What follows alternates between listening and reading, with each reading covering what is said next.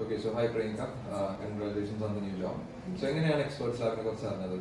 ഞാൻ actually social media വഴി എങ്ങനെയാണ് YouTube or Facebook Google Chrome search ചെയ്തപ്പോൾ നമുക്ക് കിട്ടിയതാണ്. ഓക്കെ, സോ ഇവിടെ ഏത് കോഴ്സാണ് എടുത്തത്? ഞാൻ data science with artificial. So ഇവിടെ ക്ലാസ്സസും ട്രെയിനേഴ്സ് ഒക്കെ എങ്ങനെയായിരുന്നു? ക്ലാസ്സൊക്കെ നല്ല എക്സ്പീരിയൻസ് ആണ്. ആക്ച്വലി ഞാനൊരു സയൻസ് ഫീൽഡ്, ഞാൻ MSc മൈക്രോബയോളജി കഴിഞ്ഞിട്ടാണ് പ്രോഗ്രാമിംഗ് ഫീൽഡിലോട്ട് വരുന്നത്.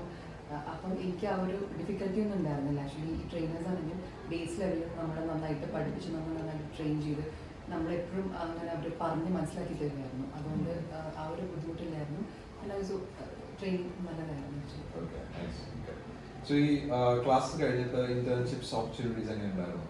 ഇവിടെ ആക്ച്വലി അവർ കോഴ്സ് കഴിഞ്ഞിട്ട് ഇന്റേൺഷിപ്പ് പ്രൊവൈഡ് ചെയ്യുന്നുണ്ട്. ആ ഇന്റേൺഷിപ്പ് സമയത്ത് നമുക്ക് ഇറ്റ്സ് ആക്ച്വലി ലേണിംഗ് എക്സ്പീരിയൻസ് എന്ന് പറയാം.